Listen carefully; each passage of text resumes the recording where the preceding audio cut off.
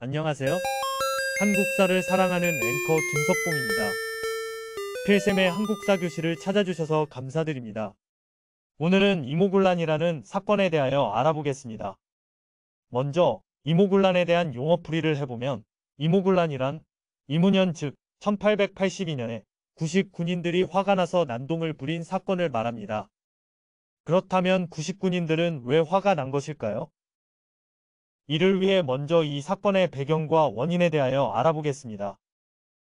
알아보면 앞장에서 학습한 대로 당시의 조선은 강화도 조약으로 개항을 하고 그리고 많은 개화정책을 추진합니다. 그리고 이 과정에서 신식군대인 별기군도 신설합니다. 이는 신직업이면서 양반자제들로 구성되었기에 그 대우도 아주 좋았습니다. 그런데 반면에 구식군인들은 예산을 이유로 5개의 부대를 2개로 줄이는 인원 감축을 하였고 그리고 그 대우도 좋지 않았습니다. 그러다 이모군란이 일어나던 해 1882년에는 조선 조정이 순종의 결혼식을 위하여 거액의 자금을 쓰고 돈이 부족해지자 구식군인들의 월급을 13개월이나 지급하지 않았던 것입니다. 그래서 결국 구식군인들의 불만이 폭발, 이모군란이 시작되었던 것입니다.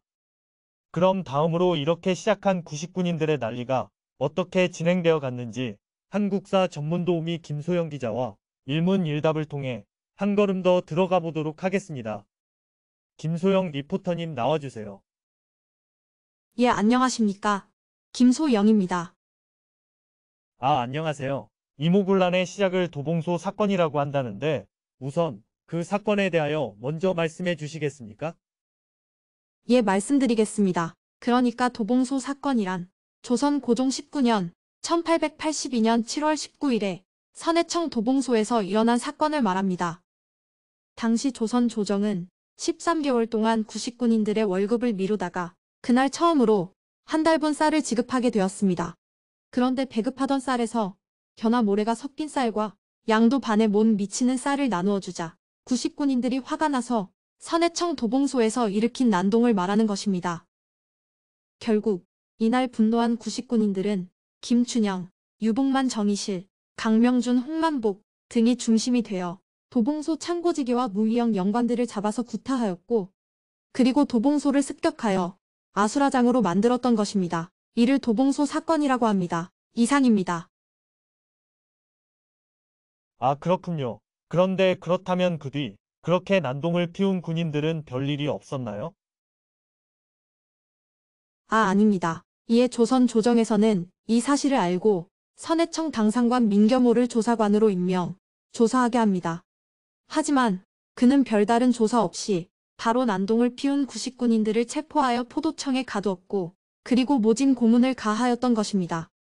그리고 그중 김춘영과 유복만 등의 주모자들은 꼭 사형을 시키겠다고 여기저기 떠들고 다녔다 합니다. 결국 그의 이러한 처사는 구식군인들의 폭발을 더욱 가중시켰던 것입니다. 그렇군요. 어쨌든 구식군인들에게 당장 큰일이 생겼네요. 그래서 그 뒤 다른 구식군인들은 어떤 행동을 하였나요? 예, 그렇습니다. 결국 다급해진 구식군인 동지와 그 가족들은 다음 날 7월 20일부터 잡혀있던 구식군인들의 구명운동을 시작합니다.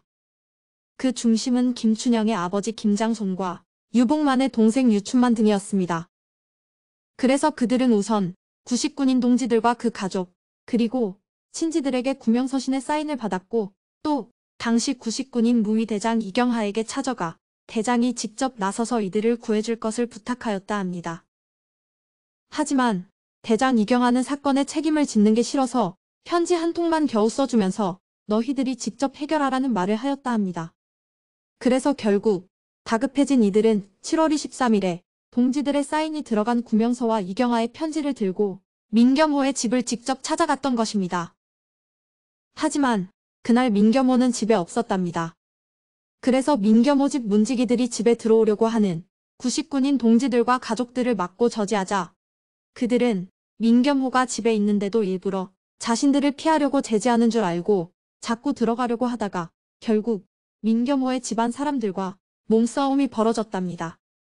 그리고 그 과정에서 여러 사람들이 다치자 결국 크게 화가 난 구식군인들이 흥분하여 민겸호의 집을 습격하였고, 그리고 그들은 격분하여 내친 김에 민겸호의 집과 창고까지 털었던 것입니다.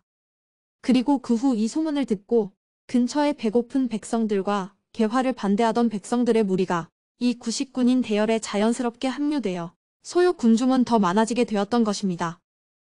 즉, 일이 결국 그렇게 커지게 되었던 것입니다. 그러자 구식군인 동지들과 가족들은 이 커진 사태의 결과가 두려워지게 되었답니다. 즉, 성공하지 않으면 죽을지도 모른다는 생각을 하게 된 것입니다. 그리하여 그들은 이 사태를 수습할 정치적 거물이라고 판단되는 흥선대원군의 집, 운현궁으로 찾아갔던 것입니다. 물론 가는 과정의 소요 군중의 숫자는 더 많아졌답니다. 이상입니다. 아, 그렇군요. 그래서 이모군란을 일으킨 구식군인 세력은 결국 흥성군을 만났나요? 그리고 그때 흥성군의 반응은 어떠했나요?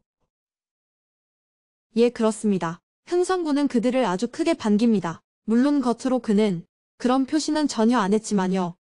왜냐하면 흥성군은 이때 자신의 의사와는 달리 정치 일선에서 물러나 재기의 기회를 노리고 있었거든요. 그래서 흥성군은 결국 이 사태를 보자 정치적으로 잘 됐다고 판단, 부하를 시켜서 그들에게 다음과 같이 지시합니다. 첫째, 먼저 동멸령의 무기고를 습격하여 무장하라. 둘째, 의금부를 습격하여 옥에 갇힌 위정척사 대신들을 구하라. 셋째, 일본 공사관과 별기군 막사를 습격하여 별기군과 일본인들을 몰아내라. 넷째, 그리고 그 후 궁궐 앞으로 집결하여 나와 함께 궁궐로 들어가 민비를 죽인다. 이었답니다. 결국 정치구단인 흥성군은 이 사태를 자신의 재집권 세력으로 키웠던 것입니다. 아, 그렇군요. 그렇다면 결국 구식군인들은 그 후 흥성군의 말처럼 행동했나요? 그렇습니다. 결국 구식군인들은 흥성군이 지시한 대로 무기를 탈취하고 그리고 의금부를 습격하여 옥사에 갇힌 위정척사파 대신들과 정치범들을 석방합니다. 그리고 또 한편에 그들은 자신들의 숙적인 별기군 막사를 습격하여 일본 교관을 죽이고 일본 공사관을 습격합니다. 그러자 그때 당시 일본 공사 하나부사는 공사관 및 비밀문서에 불을 지르고 그리고 급히 제물포항을 거쳐서 일본국으로 도망을 갔던 것입니다. 그러자 구식군인들은 공사관을 습격했고 그리고 구식군인들은 이 과정에서 13명의 일본인들을 죽입니다. 그리고 이렇게 난이 성공하자 구식군인과 더 많아진 민중들은 7월 24일 민비를 죽이자는 구호를 외치면서 흥성군과 함께 궁궐로 들어갔던 것입니다.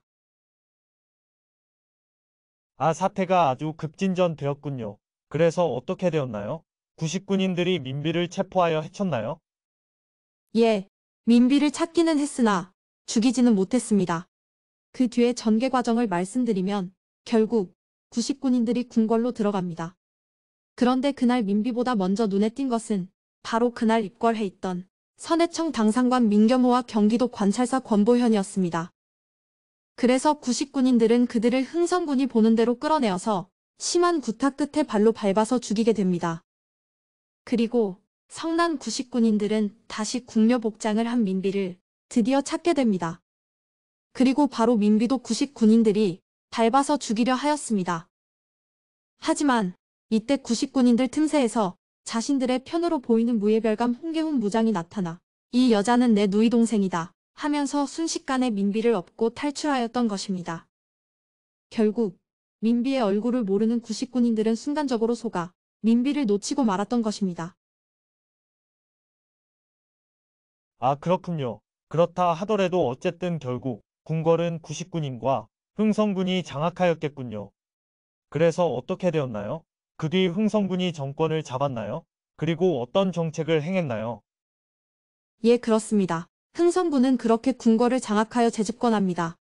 그리고 민비는 죽었다고 국상을 발표합니다. 그리고 고종을 억압하여 개항 후 제시된 모든 개화 정책을 원점으로 돌려놓는다는 왕의 교서를 발표합니다. 즉, 조선이 다시 쇄국 정책으로 돌아가겠다는 것이었습니다.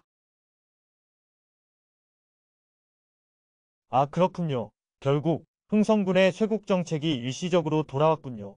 그런데 그렇다면 민비는 그 뒤 어찌 되었나요? 그리고 조선조정과 일본국 측은 그 뒤 어떻게 행동하였나요? 그냥 흥성군의 재집권을 바라만 보고 가만히 있었나요? 예, 그렇습니다. 그 뒤 조선 조정은 그냥 보고만 있지 않았습니다. 또 일본 측도 가만히 있지 않았습니다. 그런데 가장 먼저 움직인 것은 바로 청나라 군인이었습니다. 그것은 조선 조정의 요청으로 청해 영선사로 가 있던 김윤식과 어윤중에게 서신이 당도하여 이루어진 일이었습니다. 그런데 그렇다면 누가 이 난리통에 청에게 조선을 도와달라는 국서를 전했을까요?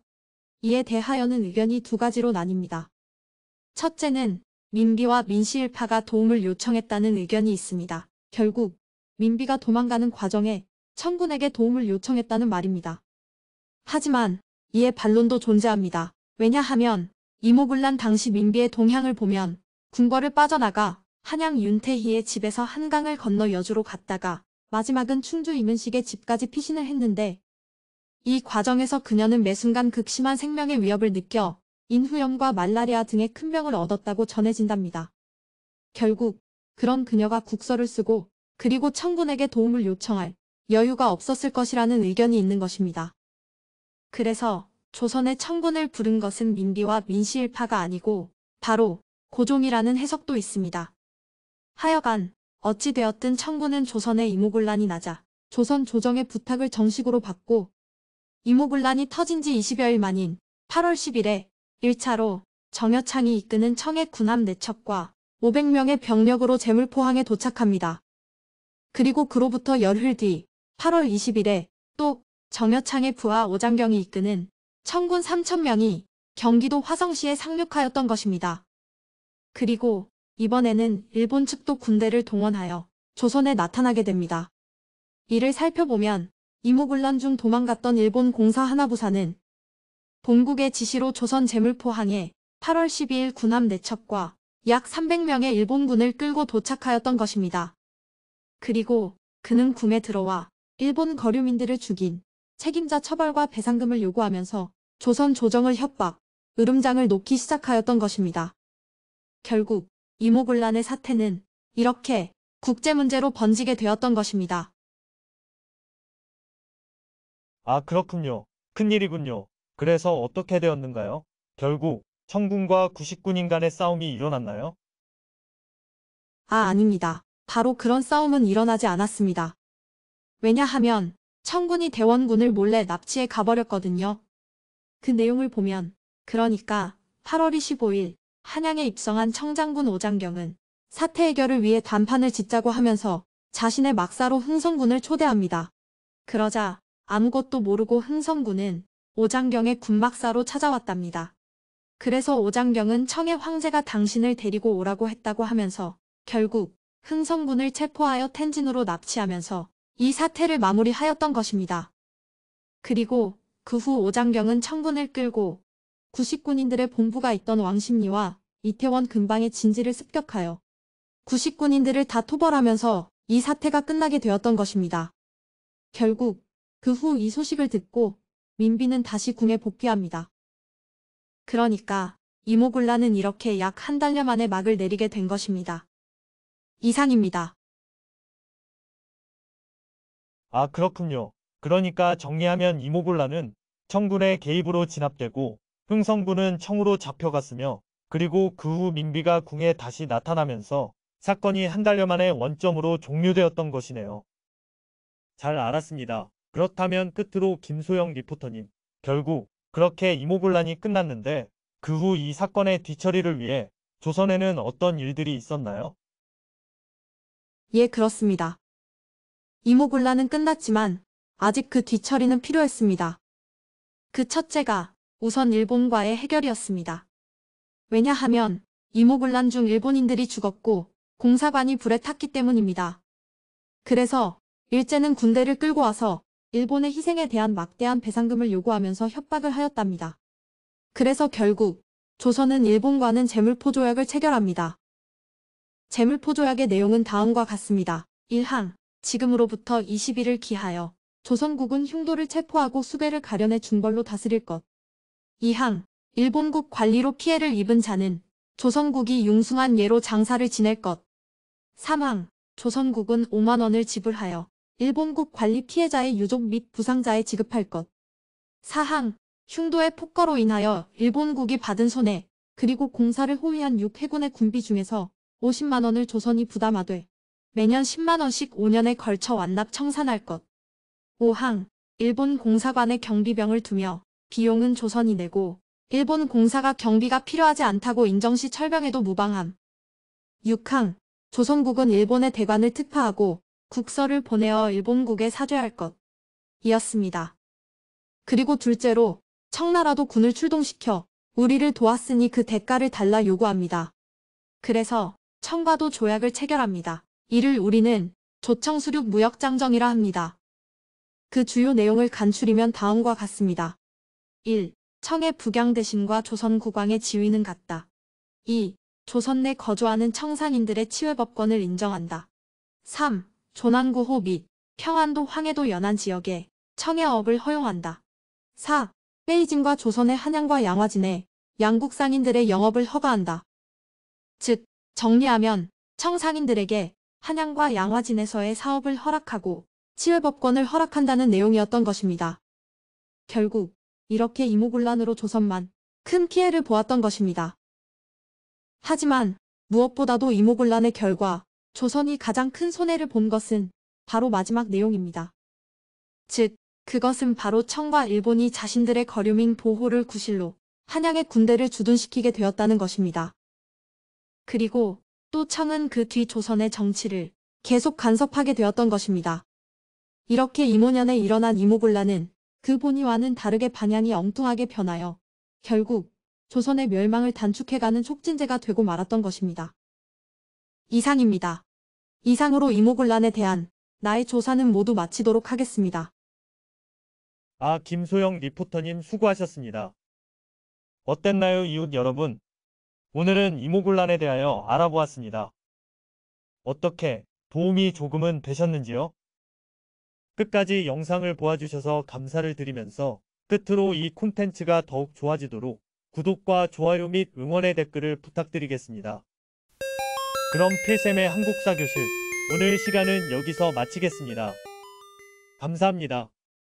안녕히 계십시오.